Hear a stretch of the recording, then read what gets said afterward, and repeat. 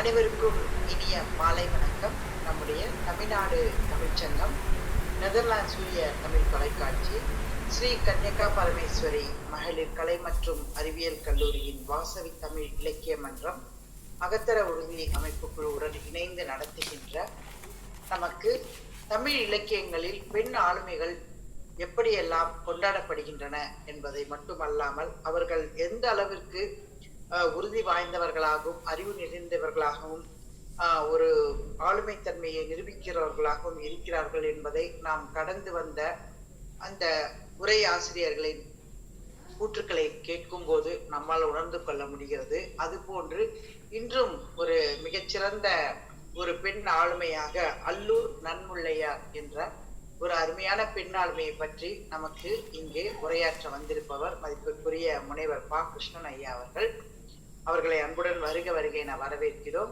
அதே போன்று நம்முடைய இந்த நிகழ்ச்சியை நடத்துகின்ற முனைவர் வனஜா அவர்கள் ஸ்ரீ கன்யகா பரமேஸ்வரி கல்லூரியின் முதல்வராக முனைவர் வனஜா அம்மா அவர்கள் நமக்கு அனைத்து வகையிலும் ஒரு ஒத்துழைப்பை நல்கி வருபவர். அம்மா அவர்களையும் அவர்களது தமிழ்துறை தலைவராக இருக்கின்றவர் முனைவர் லக்ஷ்மி அவர்களையும் மற்றும் அவர்களது அகத்தர உறுதி அமைப்பு குழு ஒருங்கிணைப்பாளராக செயல்பட்டு வருகின்ற முனைவர் பா. பரணிக்குமாரி அவர்களையும் அன்புடன் வருக என வரவேற்கிறோம்.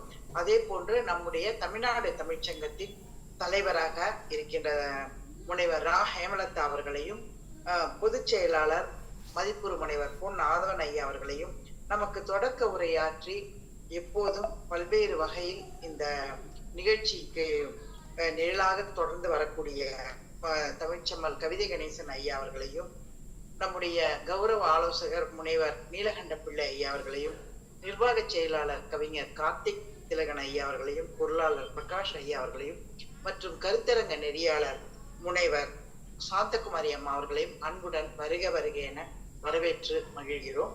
மற்றும் இந்த நிகழ்ச்சியை எப்போதும் நமக்கு உலகெங்கும் எடுத்துச் செல்வதற்கு உறுதுணையாக இருக்கின்ற நெதர்லாந்து சூரிய தமிழ் தொலைக்காட்சியின் நிறுவனர் முனைவர் சாந்தி ரவீந்திரன் அம்மா அவர்களையும் அன்புடன் வரவேற்கிறோம்.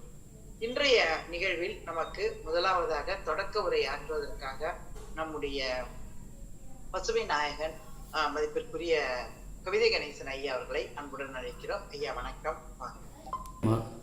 தமிழ் வாழ்க. இனிய வணக்கம். இன்றைக்கு இணையத்தில் இணைந்திருக்கின்ற பேராசிரியர் பெருமக்களே, ஆசிரியர் பெருமக்களே, மாணவமணிகளே, இந்த நிகழ்ச்சியை நெதர்லாந்து சூரிய தமிழ் தொலைக்காட்சி வழியாக உலகெங்கும் பார்த்து கொண்டிருக்கின்ற தமிழ் நெஞ்சங்களே, உங்கள் அனைவருக்கும் என்னுடைய பணிவான வணக்கங்களையும் வாழ்த்துதலையும் தெரிவித்துக் கொண்டிருக்கின்றேன். தமிழ்நாடு தமிழ்ச்சங்கம் ஸ்ரீ கன்யகா பரமேஸ்வரி கலை மற்றும் அறிவியல் மகளிர் கல்லூரி சென்னை, நெதர்லாந்து சூரிய தமிழ் தொலைக்காட்சி இணைந்து நடத்துகின்ற என்ற இலக்கியங்களே பெண் ஆளுமைகள் என்ற தலைப்பிலே ஒரு மாத காலம் நாம் தொடர்ந்து இந்த நிகழ்ச்சியை நடத்தி கொண்டு வருகின்றோம். சிறந்த பேராசிரியர் பெருமக்கள் தினமும் ஒரு மணி நேரம் இந்த நிகழ்ச்சியை நடத்தி கொடுக்கிறார்கள். அவர்களுக்கெல்லாம் நாம் நன்றி தெரிவித்து இன்றைய தொடக்க உரையிலே குணமாலை சீவக சிந்தாமணியிலே சீவகனுடைய மனைவிகளில் ஒருவரான தாரகை குணமாலையின் குணநலன்கள் பற்றி ஒரு சிறு வார்த்தைகளை இங்கே நான் பகிர்ந்து கொள்ள விளைகின்றேன். மனித குணம் என்பது தனக்கு என்று சுயநலமாக வாழ்வதுதான் இயல்பு. ஆனால் இதுபோன்று இல்லாமல் நம்ம சீவகனுடைய மனைவியில் ஒருவரான குணமாலை தான் செய்த உணவினை 5 அறிவு உயிரினங்களுக்கும் கொடுத்து வருகிறாள் என்று அந்த காப்பியத்தில் சிறப்பாக எடுத்துரைக்கப்படுகிறது. அது மட்டுமல்லாமல் வீர உணர்வு, அவளுடைய வீர உணர்வும் இங்கே காண்பிக்கப்படுகிறது. ஒரு மண்டிலே யானையின் பிடியில் ஒரு பெண் அகப்பட்டு கொண்டிருக்கின்றாள். அவளை காப்பாற்ற யாரும் வரவில்லை. ஏனென்றால் அந்த யானை பட்டத்து யானை. அந்த நிலையிலே குணமாலை துணிந்து வீரமாக இப்படி யானையிடம் மாட்டிக்கொண்டிருக்கின்ற ஒரு பெண்ணை யார் காவந்து செய்கிறீர்கள் என்று கேட்கும்போது அந்த பெண்ணை காவந்து செய்கிறான். அதற்கு அரச ஆட்கள் அவனை பிடிக்கிறார்கள், சிறைக்கு தள்ள. அந்த வகையில் இப்படி ஒரு நன்மை செய்யும்போது ஒரு பெண்ணை யானையிடமிருந்து காப்பாற்றும் போது இப்படி தலைப்படுத்துகிறீர்களே என்று எல்லோரும் அமைதியாக இருக்கும்போது அவள் ஒருத்தி மட்டும் குரல் கொடுக்கிறாள். பிறகு அவன் விடுவிக்கப்படுகிறான். அப்போ ஒரு பெண்ணுடைய காதலை மட்டும் சொல்வதில்லை, அவளுடைய ஈகைத்தன்மை, அவளுடைய வீரம், இவற்றையெல்லாம் 2000 ஆண்டுகளுக்கு முன்பே நம்முடைய சங்க இலக்கியங்கள் மிகச்சிறப்பாக விளக்கி இருக்கின்றன. பெண்களுக்கு முக்கியத்துவம் கொடுத்து அந்த காவியங்களிலே பதிகிறது என்றால் நாட்டிலே நடப்பதைத்தான் காவியங்களில் பகிர்ந்தார்கள் அந்த நாளில். அந்த வகையில் சிறப்பான ஒரு பெண்மையை போற்றுகின்ற அந்த சீவக சிந்தாமணியில் இந்த குணமாலையின் பங்கு விளங்கியது என்று கூறி என்னுடைய தொடக்க உரையை இறுதி செய்கிறேன். நன்றி, வணக்கம். சிறப்புங்க ஐயா. இன்றும் ஒரு செய்தியாக சீவக சிந்தாமணியில் எப்படி பெண்மையை போற்றியிருக்கிறார்கள் என்பதை எடுத்துக் கொண்ட வகையில் ஐயா அவர்கள் ஆற்றிய தொடக்க உரைக்கு மிக்க நன்றிங்க ஐயா. தொடர்ந்து நம்முடைய முனைவர் பா. கிருஷ்ணன் அவர்கள் திருச்சிராப்பள்ளி தந்தை பெரியார் கலை மற்றும் அறிவியல் கல்லூரியில் இணை பேராசிரியராக பணியாற்றி வருபவர். அவர்கள் இன்று எடுத்துக்கொண்டிருக்கின்ற தலைப்பு அல்லூர் நன்முல்லையார். ஐயா அவர்களிடம் இந்த அம்மையாரின் அனைத்து சிறப்புகளையும் அறிய ஆவலாக இருக்கிறோம். இந்த அவை தங்களை வரவேற்கிறது ஐயா, வருகவே. அனைவருக்கும் இனிய வணக்கம்.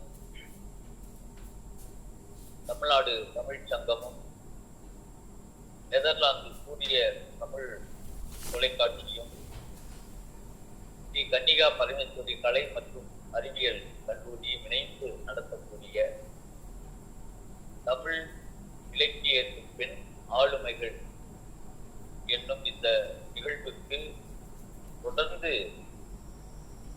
16ஆம் தேதியிலிருந்து மார்ச் மாதம் 16ஆம் தேதியிலிருந்து இந்த ஏப்ரல் மாதம் 16ஆம் தேதி வரை 1 மாத காலம் நிகழ இருக்கின்ற இந்த நிகழ்ச்சிக்கு வருகிருந்திருக்கக்கூடிய அனைவருக்கும் என்னுடைய இனிய வணக்கத்தை தெரிவித்துக் கொள்கிறேன். குறிப்பாக இந்த நிகழ்வினை தொடர்ந்து இலக்கியம் சார்ந்த நிகழ்வினை தொடர்ந்து நடத்தி கொண்டிருக்கக்கூடிய அம்மா தேன்மொழி அம்மா அவர்களுக்கும் நெதர்லாந்து சூரிய தமிழ் தொலைக்காட்சியினருக்கும் தமிழ்நாடு தமிழ் சங்கத்திற்கும் என்னுடைய மிக்க வணக்கத்தை உரித்தாக்கிக் கொள்வதில் பெருமாக்கிக் கொள்கிறேன். இன்றைக்கு நான் இருக்கக்கூடியவர் அல்லூர் நன்முல்லையார் என்கிற சங்ககால பெண்பார் புலவர். சங்க காலத்தில் ஏறக்குறைய 42க்கும் மேற்பட்ட பெண்பார் புலவர்கள் இருந்திருக்கிறார்கள். இன்றைய காலத்தில் கூட கல்வியில் சிறந்து விளங்கக்கூடிய இன்றைய காலத்தில் அன்றைக்கு 2000 ஆண்டுகளுக்கு முன்பும் பெண் ஆளுமைகள், ஔவையார் போன்ற பெண் ஆளுமைகள் அறிவில் சிறந்து விளங்கி இருக்கிறார்கள் என்பது இந்த வியப்பிற்கும் ஆச்சரியத்திற்கும் போக்குவதற்கும் உரியதாக இருக்கின்றது. அந்த வகையில இந்த அல்லூர் நன்முல்லையார் இவர் பாண்டிய நாட்டை உள்ள அல்லூரில் பிறந்திருக்கின்றார். ஆகையினால் அவர் பிறந்த ஊரை சிறப்பிக்க வேண்டும் என்கின்ற காரணத்தினால் அகனாவுக்கின் 46வது பாடலில் நாம் பிறந்த ஊரினுடைய சிறப்பை, புகழை தலைவிக்கு இட்டு சொல்வதை நாம் பார்க்கின்றோம். அது இயல்புதான். எல்லோருக்கும் பிறந்த ஊரை பற்றி பெருமையாக சொல்வது, பேசுவது என்பது ஒரு இயல்பான மனநிலையாக இருப்பதை நாம் அறிவோம். இந்த அல்லூர் நன்முல்லையார் அகப்பாடல்கள் 10ம் புறநானூற்றிலே ஒரு பாடலுமாக, அதாவது 306வது பாடல் ஆக மொத்தமே 11 பாடல்களை பாடியிருக்கிறார். சங்க பாடல்கள் 2381 பாடல்கள் என்று சொல்லுவார்கள். அதுல அகப்பாடல் மட்டும் 1830 57 பாடல்களை சொல்வார்கள். அதுல இவர் அகப்பாடல்கள் 10 பாடல்களையும் புறப்பாடல் ஒன்றையும் பாடியிருக்கிறார். ஐயா அவர்கள் அறிமுக உரை நிகழ்த்திய ஐயா அவர்கள் சொன்னதைப் போல தமிழர்களிடம் காதலும் வீரமும் இரு கண்களாக நம் பண்டை தமிழர்கள் போற்றினார்கள் என்பது யாவரும் அறிந்ததே. ஆனாலும் கூட நாம் உலகமெங்கும் காதலை மிக சிறப்பாக போற்றினாலும் கூட அதற்கு இணையாக வீரத்தையும் நம் தமிழர்கள் போற்றி இருக்கிறார்கள் என்பதற்கு சான்றுதான் தங்க புறப்பாடல்கள். அந்த வகையில சொல்வாங்க, புரட்சி கவிஞர் சொல்லுவார், காதல் அடைவது இயற்கை என்று சொல்லுவார். வீரம் இருக்கிறதோ வீரம் இல்லையோ, ஆனால் எல்லா உயிர்களும் காதல் அடைவது இயற்கையானது என்பதை நாம் பார்க்கிறோம். அந்த வகையிலே அகப்பாடல்கள் மிகுதியாக நமக்கு இருப்பது சிறப்பு தான். இவர் 10 அகப்பாடல்கள 8 தொகையில் மட்டும் பாடியிருக்கின்றார். குறிப்புகள் கிடைக்கிறது. குறுந்தொகையில் 9 பாடலும், அகநானூற்றில 1 பாடலும் ஆக 10 அகப்பாடல்களை இவர் பாடியிருக்கின்றார். இந்த அகநானூற்றில் 46வது பாடல். குறுந்தொகையினுடைய சிறப்பை நாம் சொல்ல வேண்டும் என்றால், நற்றினை நல்ல குறுந்தொகை. இந்த நல்ல அதுக்கு அடைமொழி நல்ல குறுந்தொகை. அந்த குறுந்தொகையில தான் 9 பாடல்களை அல்லூர் நன்முல்லையார் இணைந்திருக்கிறார். 32வது பாடல், 67வது பாடல், 68வது பாடல், 93வது பாடல், 96வது பாடல், 140வது பாடல், 157வது பாடல், 202வது பாடல், 273வது பாடல் என குறுந்தொகை மொத்தம் 30 பாடல்களை இவர் பாடியிருப்பது சிறப்புக்கு உரியதாக இருக்கிறது. இவருடைய பாடல்களில் அந்த காலத்தில் மிகுதியான அன்பினை, காமம் என்றுதான் புலவர்களும் சான்றோர்களும் குறித்திருக்கிறார்கள். காமம் என்ப. அதே போல வள்ளுவர் பெருந்தகையும் காமத்துப்பால் என்றேதான் 3வது பாடலுக்கு பெயரிட்டிருக்கிறார்.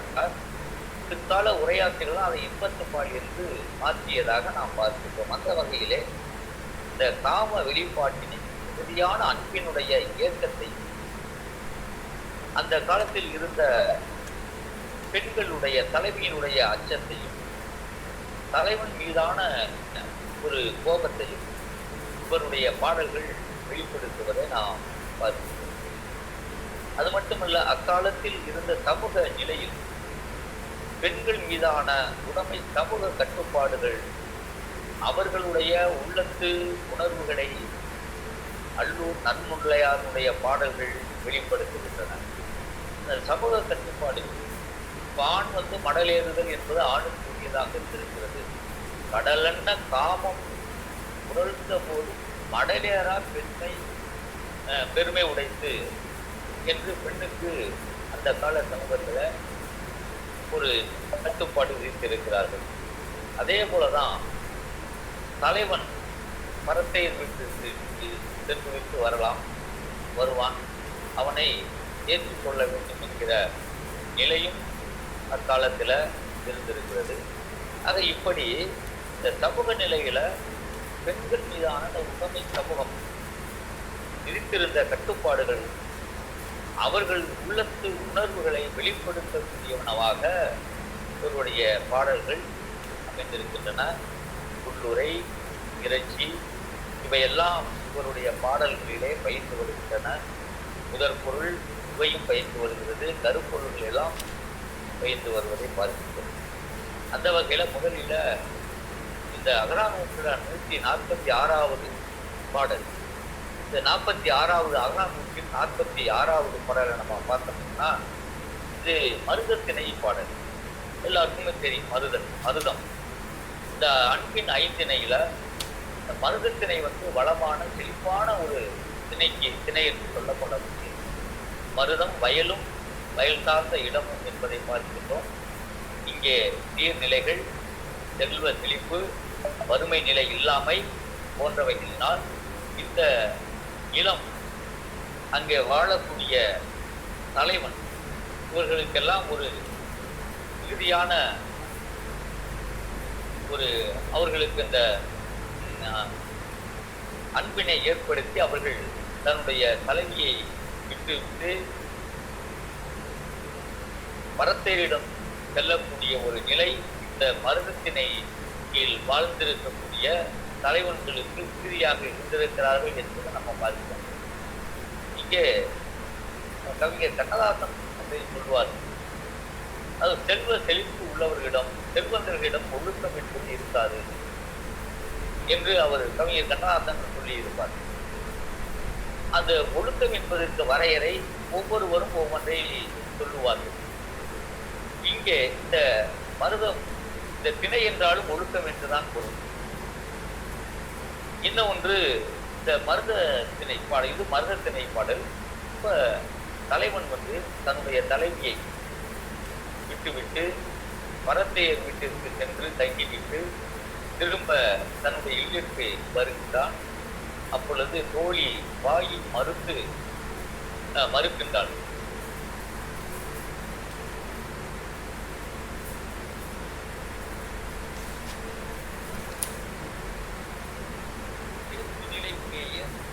காரான் ஊர்மடி கங்குழி போந்தலை பறி ஊர்முள் வேலி போட்டு ஈர்முதின் பழனத்து ஈர்முதன் பிரிய அம்பூம்பு வல்லை மயங்கி தாமரை வண்டூது பனிமலர் ஆறு கூற யாரையோ நீர் புலக்கே வாருற்று உரையிறந்து ஒளிரும் தாழிரும் கூந்தல் பிறரும் ஒருத்தியை நம் மனை தந்து வதுவை அமர்ந்தனை என்ப அகுது யாம் ஊரே வாழியர் எந்தை செருணர் களிருடை அரும் சமம் சதைய நூறும் ஒளிருவார் தானை கொற்ற செழியன் பிண்ட நெல்லின் அல்லூர் அன்ன என் ஒன்தொடி நெகிழினும் நெகிழ்க சென்றி பெரும நீர் நகைக்குனர் யாரோ.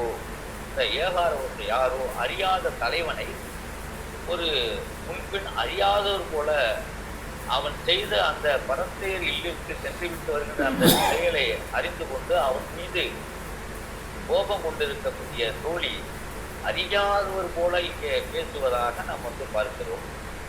இந்த காரான் என்பது எருமையை குறிக்கக்கூடியது. காரான் என்பது எருமையை குறிக்கக்கூடியது.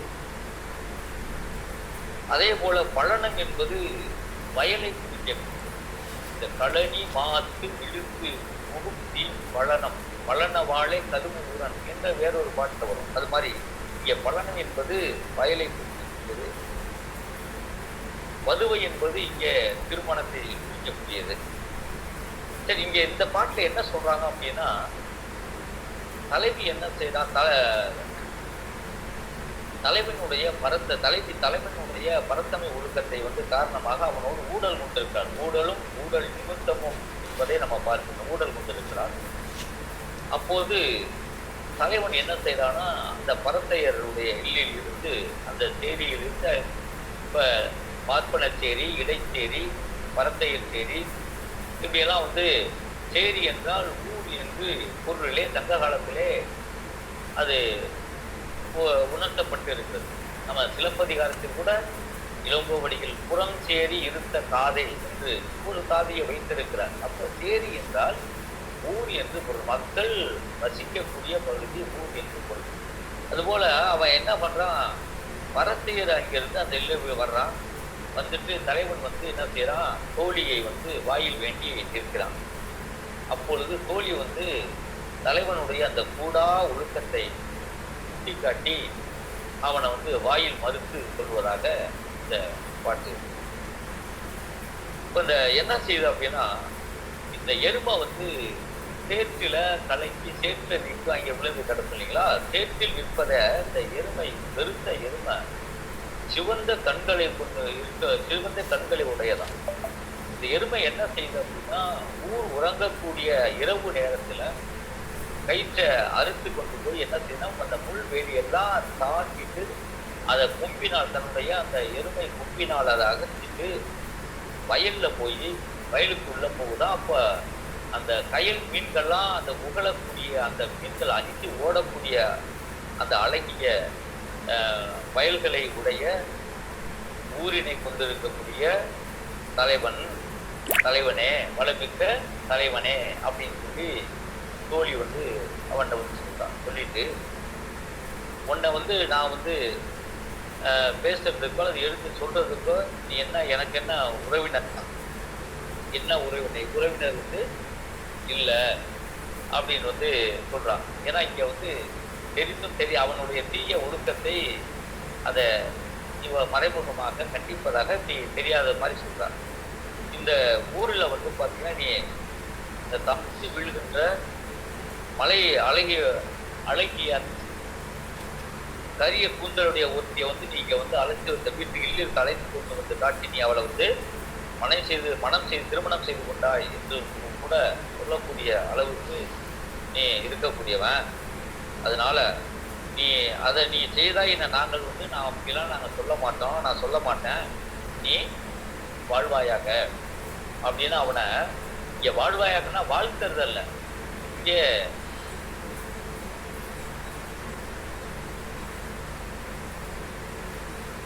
இருக்கின்றவர்களை இங்கே தலைவனுடைய அந்த செயலை பழித்து சொல்வதற்காக செய்யலாம். நீ வாழ்வாயாக சொல்லிட்டு இருக்கா.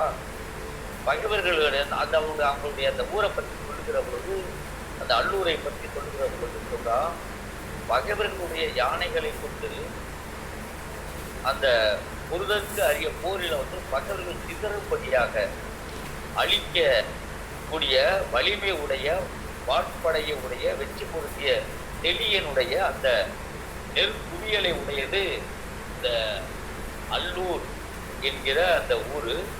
அந்த ஊரினுடைய வளமையும் வளப்பத்தையும் ஒத்தவளாகிய என்னுடைய தலைவி, நல்ல அழகுமிக்க வளமிக்க அழகுமிக்க தலைவியினுடைய கையிலே அணிந்திருக்கக்கூடிய அந்த வளையல் நெகிழ்ந்து போனாலும் இருக்கிறது. இந்த மணல் ஏறுதல் என்பது பனை ஓலையால் செய்யப்பட்டிருக்கக்கூடிய ஒரு குதிரை. அதுல அது என்னன்னா காலில் அது கிழிச்சு அது என்னன்னா அந்த குருதி இதாகும். இது தன்னுடைய காதலி இருக்கக்கூடிய இதாக தலைவன்கள் அந்த காலத்தில் சங்காலத்தில் பயன்படுத்தி இருக்கிறத நம்ம பார்க்கலாம். இதுல பல இந்த சாக்காடு என்ற மெய்ப்பாடு, நகைய அழுகை இழிவுகள் மதுக்கை அச்சம் பெருமிதம் உவகை வெள்ளி என்று அப்பாடி என்ற மெய்ப்பாடு சொல்ற மாதிரி இங்கே இந்த மெய்ப்பாட்டு உணர்வுகள் எல்லாம் இங்கே நம்ம பார்க்கிறோம். அதே மாதிரி இந்த துட்டு ஊர் யாமத்தும் துயில் அறியலரே அப்படிங்கிறது ஊரெல்லாம் ஊர் தூங்கிட்டு இருப்பாங்க. அந்த காதல் வயப்பட்ட அந்த நெஞ்சத்தினர் பார்த்தீங்கன்னா தலைவி தூங்காமை இருப்பது என்பதை பற்றியெல்லாம் இதுல மாதிரி இந்த மாலை நேரம் தலைவன் தலைவிக்கு பிரித்திருக்கக்கூடிய தலைவன் தலைவிக்கு அல்லது அனைவருக்கும் துன்பத்தை தரக்கூடிய மாலை என்பதை நம்ம குரல்ல வள்ளுவர் பெருந்தகை காலை அருகி பகலெல்லாம் போதாகி மாலை மலரும் இந்நோய் என்று சொல்வதை பார்க்கிறோம். ஆக இப்படியாக இந்த பாட்டில் பார்த்தீங்கன்னா தலைவரை தூற்றுவதும் பழி, வாழ்த்துவதும் பழி அப்படின்னு சொல்லக்கூடியவற்றை இதில் பார்க்கிறோம். அடுத்த பாடல் பார்த்தீங்கன்னா மாலை இல்லத்துல ஒரு பாலித்திணையில பாடல் பாடியிருக்காங்க. அதுல தலைமகள் என்ன செய்யறா, தலைவி தோழிக்கு சொல்லும் கூற்றாக அமைந்திருக்கிறது. இது தோழி தலைவி கூற்றாக அமைந்திருக்கக்கூடிய பாடல். பிரிவிடை ஆற்றாத தலைவி தோழிக்கு உரைத்தது என்கிற வகையில இது தோழி கூற்றாக தலைவி கூற்றாக அமைந்திருக்கிறது. உள்ளார் கொள்ளோ தோழி கிள்ளை வளைவாய் கொண்ட வேப்ப உட்பழம் புதுநான் உழைப்பான் முடிமான் வாழ்க்கீர் குளங்கள உருகாது ஏய்க்கும் இளங்கரி கள்ளியம் காடு இறந்தோரே. சொல்றா தலைவி தோழிகிட்ட, எப்படி கிளி தன்னுடைய வளைந்த அழகிடத்து பற்றி கொண்டுள்ள வேப்பப்பழம் நம்ம எல்லாம் இப்போ இனி வேப்பப்பழம் நல்லா மலர் பூத்து அது பழம் வரக்கூடிய இந்த பருவகாலம். வேப்பினது ஒல்லிய அந்த பழம், ஒரு நல்ல நிறம் உடைய அந்த பழம் புதிய மூளை வந்து நுழைக்கிற நிலையில மகளிர் என்ன செய்வாங்கன்னா, தங்களுடைய விரல் நுனிகள்ல அழகாக அவங்க என்ன பண்ணுவாங்க, கூர்மையான நகங்களுக்கிடையே வைக்கப்பட்டிருக்கிற பொற்காசு போல காட்சி அளிக்கலாம். அந்த வேப்பப்பழம் கிளியினுடைய அந்த அழகுல அது குத்தி வைத்திருக்கக்கூடிய அந்த வேப்பப்பழம், அதை எதுக்கு ஊமை சொல்றாங்க அப்படின்னு சொன்னா, அங்க அழகாக இருக்கக்கூடிய அந்த மகளிர் வந்து தங்கள் நுனிகளில் வைத்திருக்கக்கூடிய பொற்காசு போல காட்சி அளிக்கிறது அப்படின்னு சொல்லிட்டு, அப்படிப்பட்ட இந்த நிலம் தரித்துள்ள அந்த வழி நிலம், அதோட பார்த்தீங்கன்னா கள்ளி செடிகள் முடிந்து இருக்கக்கூடிய அந்த காட்டில் கடந்து போயிருக்கக்கூடிய நம்முடைய தலைவர் வந்து நம்ம நினைச்சு பார்ப்பாரா அப்படின்னு தலைவி வந்து தோழியிடம் சொல்வதா இந்த பாட்டு. இப்போ நிலம் தறி கள்ளியம் காடு இறந்தோரே. இப்போ இன்றைக்கு இறத்தல் என்பது இன்னைக்கு வந்து இறந்து போயிட்டாங்க அப்படிங்கிற பொருள்ல சொல்றாங்க, உயிர் இல்லாமை அப்படிங்கல. ஆனா அன்றைக்கு இறத்தல் என்பது கடந்து செல்லுதல். நம்ம என்ற பொருள்ல வந்து பார்த்தீங்கன்னா இறத்தல் என்பது கடந்து செல்லுதல். காடு இறந்தோட காட்டை கடந்து சென்றிருக்கக்கூடிய தலைவன் அப்படின்னு பார்த்தோம். இன்னைக்கு இது பொருள் மாற்றமாக வந்திருக்கு. இப்படி வந்து அந்த கிளியினுடைய அந்த வளைந்த வாய்க்கு அது என்ன பண்றாங்கன்னா, மகளினுடைய அந்த வளைந்த நகம், உச்சிரி என்றால் நகம், கூறிய அந்த நகங்களுக்கு ஓமையா வந்து சொல்றாங்க. வேப்பம்பழத்துக்கு வந்து பார்த்தீங்கன்னா அவங்க ரெண்டு விரல்களுக்கு இடையே இருக்கக்கூடிய அந்த காசை வந்து வேப்பம்பழத்துக்கு ஓமையாக வந்து சொல்வதை நம்ம வந்து பார்த்துருக்கோம். இப்படியாக இங்கே தலைவியினுடைய நம்மை விட்டு பிடித்து சென்றிருக்கக்கூடிய தலைவன், அது அவன் பொருள் தேடுவதற்காக. ஏன்னா 4 வகை பிரிவு என்பது தொல்காப்பியர் வந்து சொல்றாங்க. அது பொருள் வயிறு பிரிவாக இருக்கக்கூடிய அந்த நிலையில் கூட அவன் நம்மளை வந்து நேற்று பார்த்திருப்பாரா அப்படின்னு தலைவியினுடைய அந்த ஆற்றாமையை, அந்த இயக்கத்தை, தலைவன் மீது அவள் வைத்திருக்கக்கூடிய அந்த அன்பினுடைய வெளிப்பாட்டை வந்து இந்த பாட்டில் வந்து அல்லூர் நன்முல்லையார் வந்து வெளிப்படுத்துவதை நம்ம இந்த பாடல் மூலமாக நம்ம பார்க்கிறோம். அதே போல அடுத்த பாட்டு வந்து பார்த்தோம்னா, அடுத்து 68வது பாட்டு, ஒரு பாட்டு வந்து பார்த்தீங்கன்னா குறிஞ்சி திணையுடைய பாடல். அந்த பாடல் வந்து யாருடைய கூட்டாக வந்து பார்த்தீங்கன்னா, விரிவிடை கிழக்கு மெலிந்து கூறியது. அதாவது தலைவி வந்து பார்த்தீங்கன்னா பிரிந்த தலைவி, தலைவனை சந்திக்க இயலாமல் இருக்கக்கூடிய பிரிந்து செல்லல குறிஞ்சி திணையுது. அப்போ மெலிந்து போயிருக்கிறா. அவ வந்து பார்த்தீங்கன்னா மெலிந்து கூறியது அப்படின்னு வந்து இந்த கூட்டாக வரக்கூடிய பாட்டு. ஊழ்கால் அன்ன செங்கால் முகத்தின் ஊழ்படு முதுகாய் உலையினம் கவரும் அரும்பணி அச்சிரம் இருக்கும் மருந்து பிரிது இல்லை அவர் மணந்த மார்பே, அவர் மணந்த மார்பே அப்படின்றாங்க. இப்ப இங்க இந்த ஊழ்கால் அன்ன செங்கால் முகத்தின் ஊழ்படு முதுகாய் உலையினம் கவரும் அரும்பணி அச்சிரம் தீர்க்கும் மருந்து பிரிதில்லை அவர் மணந்த மார்பே. இந்த குறும்பூல் பறவை அப்படிங்கிறது இந்த காடை நீங்க அது முல்லை நிலத்திலும் காடை தெரியும், அந்த பறவை தெரியும். குறிஞ்சி நிலத்திலையும் காடை வந்து இருக்கு. இந்த திணை மயக்குறுதலும் கடிநிலை இளவே அப்படிங்கிறத நம்ம வந்து துர்காப்பூர் தீவிரக்காலம் சொல்லியிருப்பாரு. இங்க வந்து பார்த்தீங்கன்னா அந்த அந்த காடையினுடைய கால் போல இருக்குமா அந்த சிவந்த செவ்விய வேறுபகுதியை உடைய உளுந்தினுடைய அந்த உளுந்தினுடைய அந்த வேறுபகுதி வந்து எப்படி இருக்குன்னா அப்படியே செவந்த செவ்விய நிறமுடையதாக இருக்கும். அப்போ மிக முதிர் நிலையில் இருக்கக்கூடிய அந்த உளுத்து காய்களை என்ன செய்தான், ஆண்மானும் பெண்பானுமாக அங்கே அது உள்ள அந்த திரிந்து மான் கூட்டங்கள் திற்பதற்காக அவற்றை வந்து திற்பதற்காக அப்படியே கவருமா. ஆண்மானும் வெண்மானம் இரண்டும்.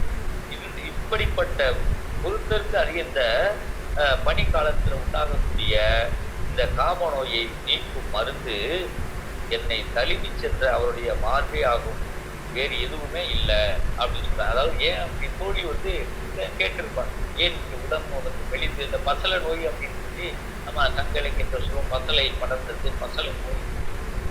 அப்போ உடல் மெலிதல், மேல வந்து தேமல் இருப்ப அதை வந்து தேமலின்னு சொல்லுவாங்க.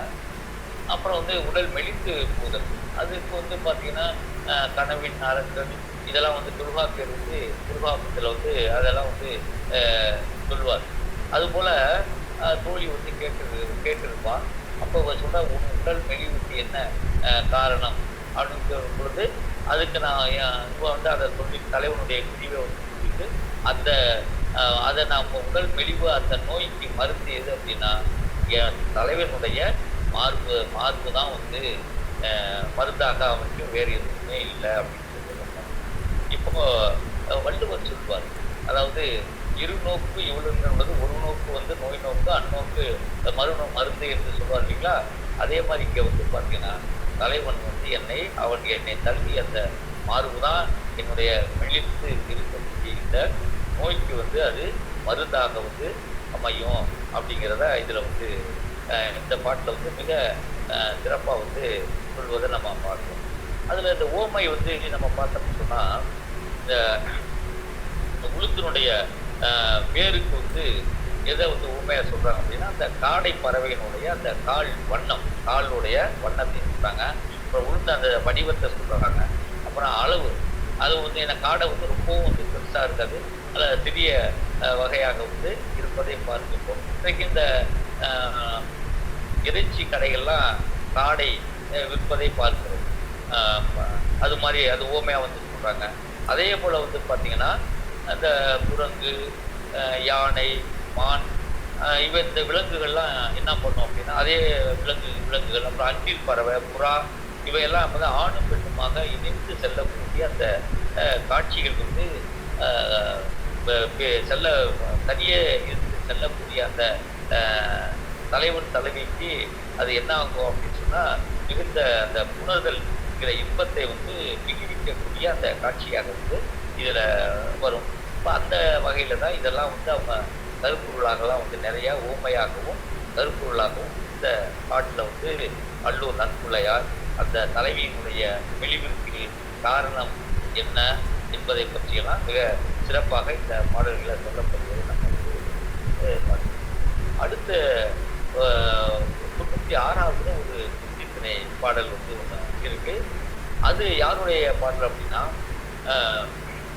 தலைவனை வந்து தோழி வந்து பழித்து சொல்றாங்க. யார்கிட்ட சொல்றாங்கன்னா தலைவியிட்ட வந்து தோழி வந்து தலைவனை பழித்து சொல்றாங்க. அதுக்கு வந்து பார்த்தீங்கன்னா தலைவி என்ன பண்றான்னா அவள் ஏற்பட வந்து அவள் வந்து தோழியிட்ட வந்து தலைவனை வந்து அப்படியெல்லாம் வந்து சொல்லக்கூடாது, தலைவனை உயர்வாக சொல்வதாக இந்த பாட்டு வந்து சொல்லப்படும். அருவி வேங்கை பெருமலை நாடற்கு யான் எவன் செய்வோ என்பி யான் அது நகையென உணரேன் ஆயின் என் ஆகுவை கொள் நன்முதல் நீயே. இந்த முதல் என்றால் நெச்சி, நன்முதல்னா நல்ல ஒளிப்பு உண்டக்கூடிய நெச்சி. இப்போ அவர் சொல்றார், நல்ல நெச்சியை உடையவளை இந்த அருவி குறிஞ்சி மலையில் இருந்து அருவி வலிந்து செல்லக்கூடிய அந்த அருவியினுடைய நீரினால் வளரக்கூடிய வேங்கை மரம், அந்த வேங்கை மரத்துக்கு வந்து பார்த்தீங்கன்னா வேங்கை மரம் வளர்ந்து இருக்கக்கூடிய இந்த மலைநாட்டுக்குரியவன் நம்ம தலைவன். அப்படி உரியவன் அவனுடைய நான் யாது செய்யக்கூடிய கூறி அவன் என்ன பண்ணிட்டான், அவனை ஏற்படுத்த நான் எதுவுமே சொல்ல மாட்டேன் அப்படின்னு சொல்லிட்டு தோழியே நீ தலைவனை பற்றி நீ வந்து வலித்து நீ சொல்லி இருக்கிறா. ஆனால் நீ உரைத்ததை நான் என்ன பண்ணேன் அப்படின்னு சொன்னால் நான் நகை பொருட்டாக கூட நான் வந்து சொல்லவில்லை என்றால் நீ யாதாக்குவே. நான் வந்து அதை ஒரு பொருட்டாவே எடுத்துக்கல. நீ தலைவனை பழித்து சொல்லிய அந்த பேச்சை அந்த வார்த்தைகளை நான் ஒரு விளையாட்டுக்கு கூட நான் அதை ஒரு பொருட்டா கூட நான் வந்து நினைக்கல, எடுத்துக்கலன்னு சொன்னா நீ என்ன செய்வ அப்படின்னு சொல்லக்கூடியதாக இந்த பாட்டு. அப்ப தலைமகனுடைய இயல்புகளை வந்து இகழ்ந்து கூறுகின்ற தோழி அதனை மறுத்து வந்து இங்க என்ன பண்றா அப்படின்னா அவனை தலைவனை வந்து பாராட்டி சொல்வதாக இந்த பாட்டை வந்து அமைத்து இருப்பதை நம்ம வந்து பார்க்கிறோம். ஏன்னா அந்த அளவுக்கு வந்து பார்த்தீங்கன்னா தலைவன் மேல் நம்பிக்கையினுடைய மிகுதியாலும் தலைவன் மீது வைத்திருக்கக்கூடிய அன்பினுடைய மிகுதியாலும் என்ன பண்றா அப்படின்னு சொன்னா தன்னுடைய தோழியினுடைய அந்த மொழிகளை வந்து ஒரு பொருட்டாக கூட நான் எண்ணவில்லை என்பதை சொல்கிறார்.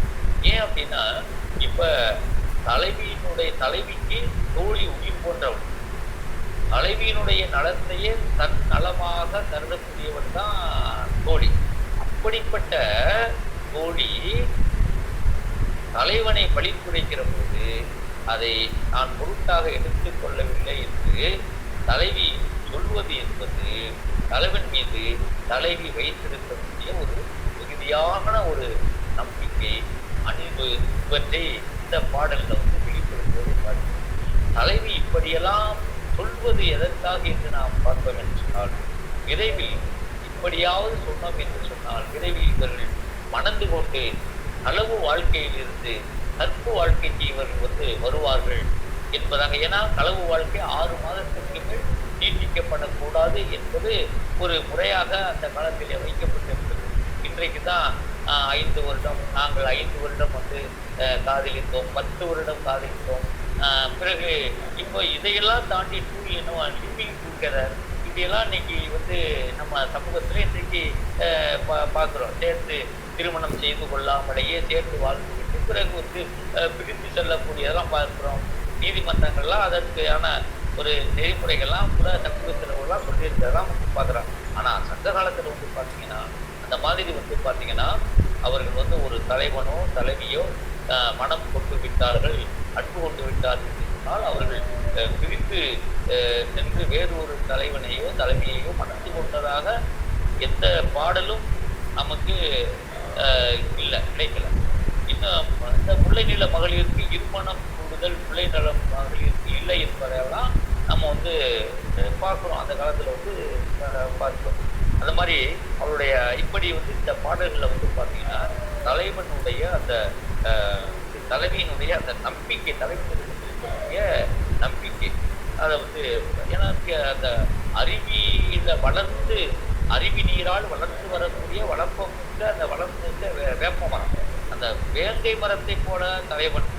இன்னொன்று நம்ம பார்த்தோம்னா அந்த அன்பினால் அவர்களுடைய அந்த அன்பினால் வந்து நாங்கள் வந்து ஒருவர் வந்து புரிதலோடு கூட வந்திருக்கிறோம் அப்படின்னு சொல்றதை கூட நம்ம வந்து பார்ப்பதாக இந்த பாட்டில் வந்து சொல்றாங்க. அதாவது அந்த அளவுக்கு தலைவன் வந்து வளமிக்க தலைவன், அவன் வந்து என்னை போற்றக்கூடியவன் அப்படிங்கிறதெல்லாம் இந்த பாட்டில் வந்து சொல்வதை பார்க்கிறோம். அடுத்த பாட்டில் வந்து பார்த்தோம்னா அடுத்த ஒரு பாடல் வந்து மாலை நிலத்தினுடைய பாடல். இந்த பாட்டு வந்து பார்த்தோம்னா இந்த பாட்டு வந்து பார்த்தீங்கன்னா தோழிக்கு தலைவி சொல்லியதாக பாரு, அதாவது தலைவி கூட்டக்கூடிய பாடலாக இருக்கிறது.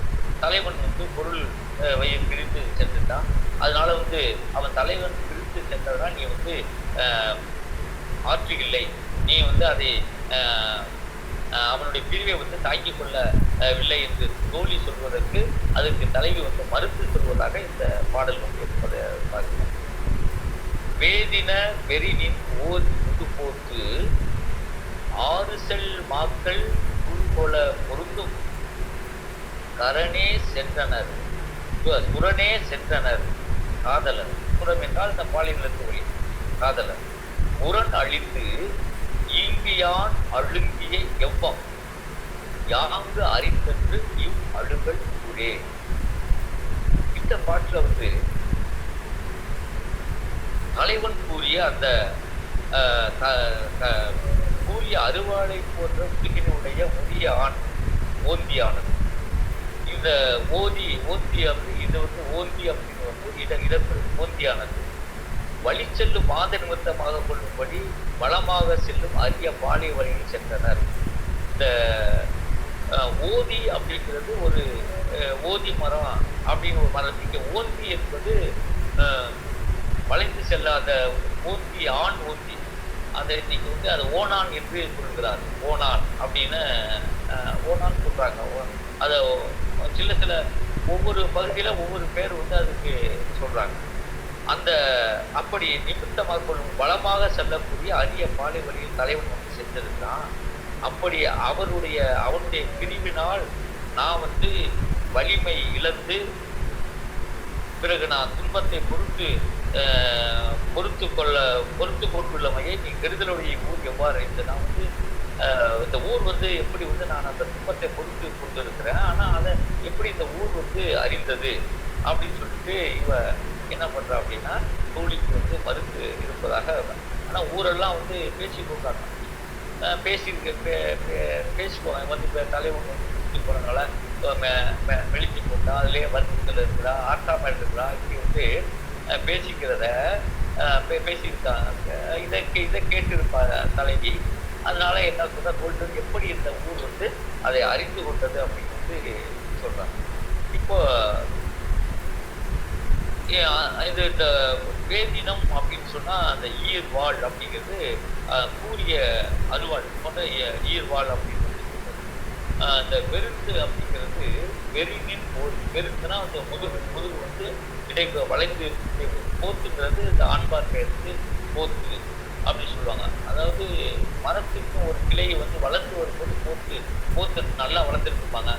இன்னொன்று வந்து கேரளாவோட போத்திறைச்சி, போத்து அப்படின்னா எருமை அப்படின்னு ஒரு பொருள் வந்து இருக்கு. இங்கே அந்த நல்ல போத்துங்கிறது நல்லா வளர்த்துருக்கு, நல்ல போத்து நல்லா இருக்கு அப்படின்னு சொல்லி சொல்லுவாங்க. இந்த ஆண்பார் பெயருக்காக சொல்லப்படுறது. இங்கே புல் 6 செல் மக்கள் புல் போல புல் என்றால் வந்து பார்த்தீங்கன்னா நிமித்தம், அதாவது சகுனம் பார்ப்பது, நிமித்தம் பார்ப்பது, சகுனம் பார்ப்பது. இன்னைக்கு நம்ம இந்த பள்ளி சத்தம் விடுதல் என்று சொல்றத வந்து அது சகுனம் பார்க்க நிமித்தம் பார்க்கறதுன்னு சொல்லுவாங்க. அப்புறம் இடப்பக்கம் பூனை வந்து வலப்பக்கத்துக்கு இடப்பக்கமாக செல்வது, இடப்பக்கத்துக்கு வலப்பக்கமாக செல்வது, இப்படியெல்லாம் பார்க்கக்கூடியவங்க இன்னைக்கு வந்து நம்ம இருக்காங்க. அது மாதிரி இந்த நிமித்தம் பார்ப்பது என்பது இருந்திருக்கு. எவ்வம் அப்படிங்கிறது வந்து பார்த்தீங்கன்னா எவ்வம்னா துன்பமலை. எவ்வம் ஈர்ப்பியான் அழுங்கிய எவ்வம்னா அதை நான் வந்து அந்த தாங்கி கொண்டுள்ள அந்த துன்பத்தை பொறுத்து அழுங்கிய அப்படிங்கிறது அழுங்குதல் அப்படின்னா கீழே அழுங்குதல், அதை வந்து தாங்கி இருக்குது மனசு தாங்கி கொண்டுதல், அந்த மாதிரியான அது மாதிரி இங்கே வந்து தலைவி சொல்றாங்க இந்த பாட்டில் வந்து இருக்கிறது. இங்கே இந்த நிமித்தம் பார்ப்பது எல்லாம் வந்து இருந்திருக்கிறது. நம்ம சங்க காலத்துல இருந்திருக்கிறது, இன்னைக்கும் வந்து இருப்பதை நம்ம வந்து பார்க்கிறோம். இதை வந்து இது இந்த கற்பு காலத்துல உண்டாய வந்து அலர். நம்ம வந்து கற்பியில வந்து துர்காத்தியர் வந்து சொல்லுவார், நம்ம கடவுள தான் வந்து இந்த அலர் அம்பல் அலர் அப்படின்னு சொல்லுவார். இங்க கற்பு காலத்திலையும் வந்து ஊரார் வந்து பார்த்தீங்கன்னா இந்த பேசிக்கொள்வது அலர் வந்து கற்பு காலத்திலையும் வந்து இருக்கிறது அப்படிங்கிறத இங்க பார்க்கக்கூடியதாக இருக்கிறது. அடுத்த ஒரு பாடல். அடுத்தது வந்து அதே மருதத்திணையிலிருந்து வரக்கூடிய ஒரு பாட்டு. மருதத்திணையில எழுதியிருக்காங்க. புக்கு என்றது கோழி, அதன் எதிர் துக்கென்றென்று தூவு நெஞ்சம் தோல் தோய் காதலர் பிடிக்கும் வாழ்போல் வைகரை மந்தன்றால். எனவே இங்க இந்த பூப்பு ஏற்றிய தலை மகள் வந்து உரைத்ததாக இந்த பாடல் இடம்பெறும். இந்த கோழி வந்து புக்கு என்று கோழி வந்து குவித்து எனது தோளை மணந்த காதலரை பிரிய செய்யும் வாளை போல வைகரை கொண்டு வந்தது. அதனால் என் தூய நெஞ்சம் துக்கென அச்சம் கொள்வதாயிற்று அப்படின்னு இந்த பாட்டுக்கு வந்து கொடுக்கிறார். இப்போ இந்த வைகரை என்ற சொல்ல வந்து வைகரை என கொண்டு வருவதுனா வயதற்கு உரிய பூப்பு என பொருள் கொண்டு ஒரு நம்ம ராகவா ஐயங்கார் வந்து அவர் ஒரு உரை வந்து சொல்றார் இந்த பாட்டுக்கு. தோளை தழுவிய காதலனை பிடிக்கின்ற வாழ் போன்றதாக பூப்பு வையப்படுவதாயிற்று. தலைவி பூப்பு தோன்றியமையை மறைபொருளாக வைகரை வந்தன்று என முடித்தாள்.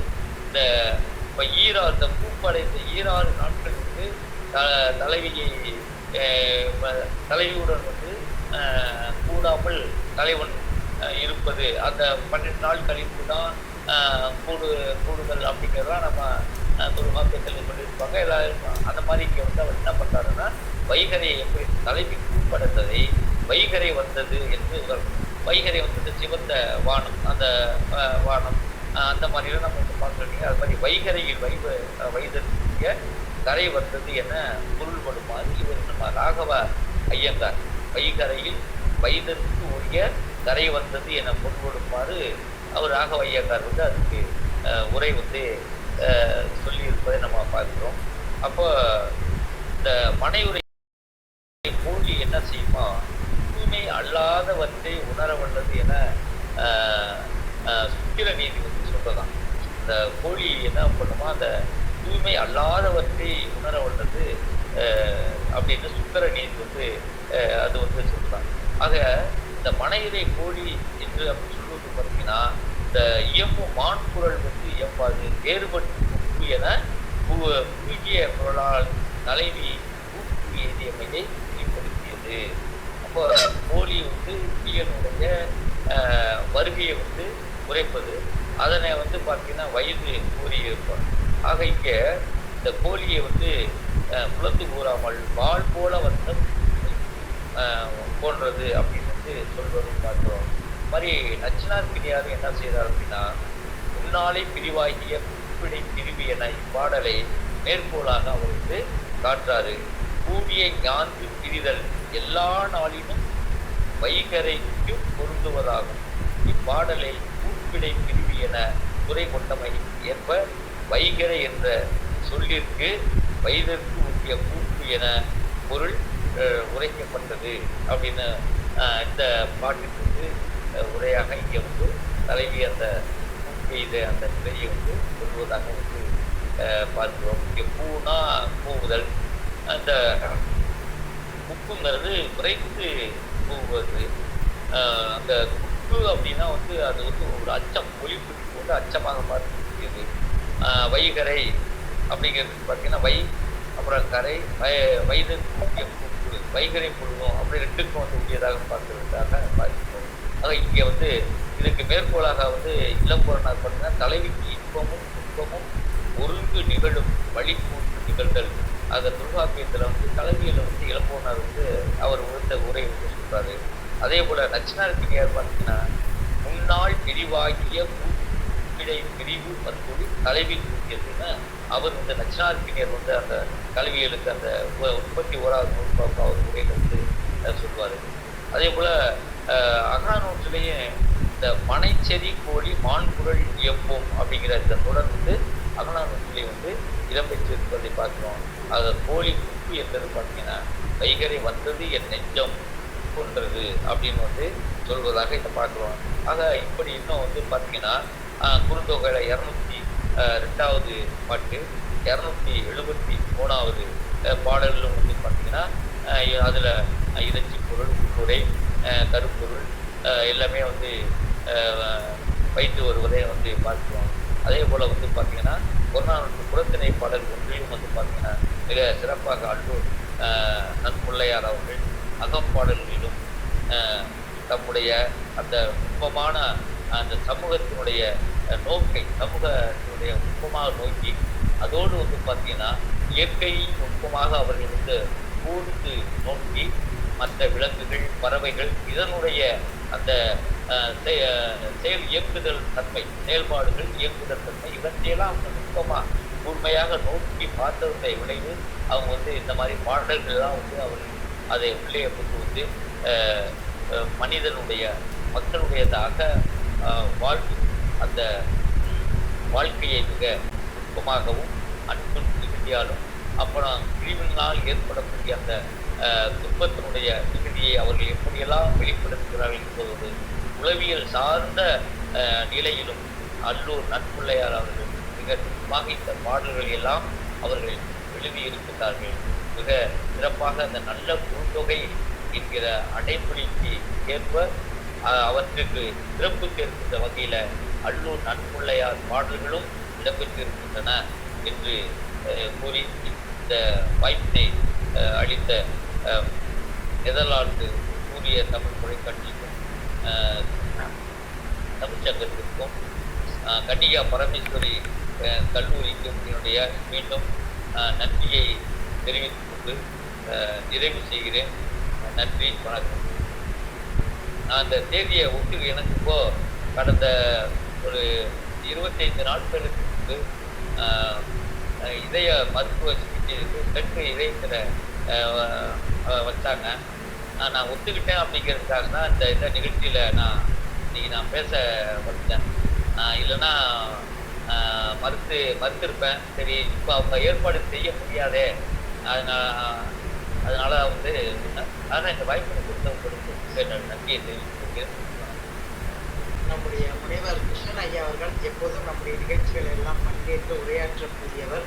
இன்றும் அதே போல அன்பு நன்முள்ளையார் என்ற ஒரு சிறப்பான தலைப்பு வெகு சிறப்பாக பல்வேறு பாடல்களை எல்லாம் எடுத்து கூறி உரையாசிரியர்களுடைய கருத்தை கூறி அவர்கள் எதையெல்லாம் பாடியிருக்கிறார்கள், மதம் சார்ந்தவர்கள் பாடியுள்ளவர்கள், திணை சார்ந்து பல்வேறு செய்திகளை பதிவிட்டிருக்கிறார்கள் என்று மகிழ்ச்சியோடு கேட்டுக்கொண்டிருந்த போது இந்த கடைசியில் அவர் சொன்ன செய்தி சற்று